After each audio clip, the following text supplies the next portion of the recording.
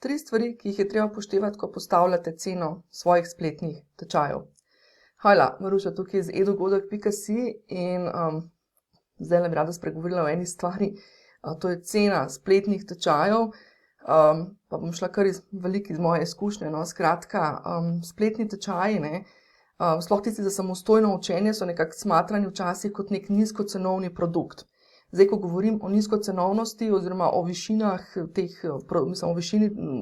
višini cene, ta cena ni, oziroma ta višina ni zdaj vezana pač na neko klasiko. Dobro rečemo, lahko zelo pocenski spletni tečaji so tam, 10-20 evrov, ampak načeloma pač, ko govorimo o nizkocenovnosti pa visokocenovnosti, gre cena je vezana na, bom rekla prvič, na vas kot strokovnjaka v vaši branži, to se pravi, če si ti že tako dobro pozicioniran na trgu, potem je pač ta cena, nizka cenovna cena je v bistvu še zmeraj višja od nekoga drugega, ki je mogoče šele začetnik na trgu.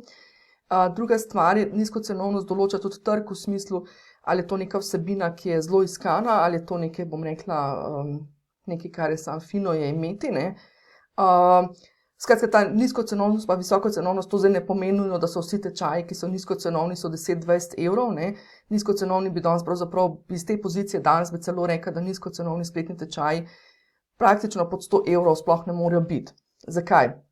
Ker so vsaj 3 stvari, ki jih je treba pri tem upoštevati, pa jih ponavadi malo zanemarimo, potem ko pač te tečaje postavimo.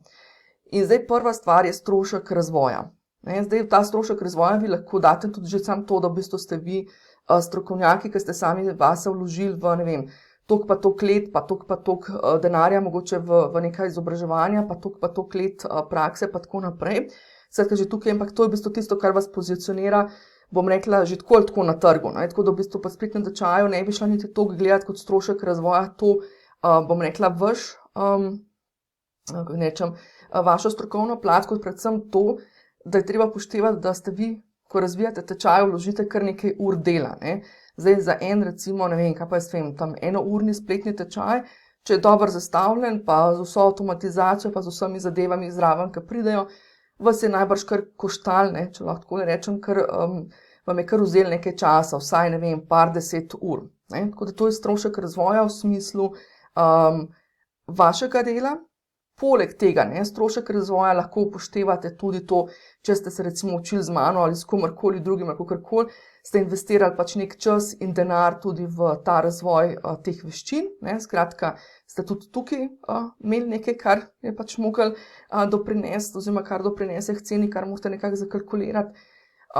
Potem imamo, to strošek razvoja bi bilo tudi, če date nekomu še karkoli za narediti, recimo tudi pri meni naredimo zate kakšne zadeve od priročnikov do spletnega tečaja, to se pravi tega posteditiranja in vsega tega, Skratka, tudi to je treba kalkulirati, ali pa kakšna gradiva še dodatno naredimo ali pa tako naprej, Pa je to bil spet strošek razvoja. To je bil torej prvi strošek, drugi strošek je marketing. Spletni tečaj, zdaj, ali ga boste vi organsko delali, kar pomeni, da bo šel, boste organsko delali marketing, kar pomeni, da boste investirali svoj čas in posledično denar, v smislu časa, to se pravi, boste mogli ukalkulirati ta čas. Spletni tečaj, še enkrat ne poudarim, samo to, da jih naredimo, pa nekam naložimo, se ne prodajajo sami. Mogoče v to prvi mailing, ki ga naredite, pa če imate ful dobro bazo, bo šel sam od sebe tistih par komadov, pa bo treba pa kar mečkaj migati. In tukaj pač nam pride upoštevati ta marketing, ki je lahko seveda organski, kar pomeni, da vi sami greste pa snemate, pa pišete bloge, pa se pojavljate na spletu, pa govorite o svojem spletnem tečaju in tako naprej. Mimogrede, jaz imam spletni tečaj, spletni edukator. Skratka, marketing bodi si organski, ali ga boste pa plačevali, pa smo potem dejansko pri ceni, ki pač investirate, pogledate na mesec, koliko pa toliko denarja ste pripravljeni investirati v tak tečaj, oziroma v promocijo takega tečaja in boste takoj videli, da v bistvu vaša mesečna cena nanese že toliko pa toliko denarja zraven. Tretja stvar, na katero pa velikokrat pozabljamo, je pa še platforma. Zdaj platforma, konkretno recimo sama sem na platformi Teachable, ki je bila še do nedavnega, $39 na mesec, potem je pa kar naenkrat šla čez noč ta platforma na $59 na mesec. Skratka, recimo, če sem jaz prodala spletni tečaj pred 5 leti za 30 evrov, pa sem jih res prodajala za 30 evrov, boh se usmil, bi se rekel. Skratka, spletni tečaj, ki sem ga prodala pred 5 leti za 30 evrov, je že zdavni, bom rekla, je že zdavni tista cena pokurjena, skratka, zaslužek je že zdavni pokurjen.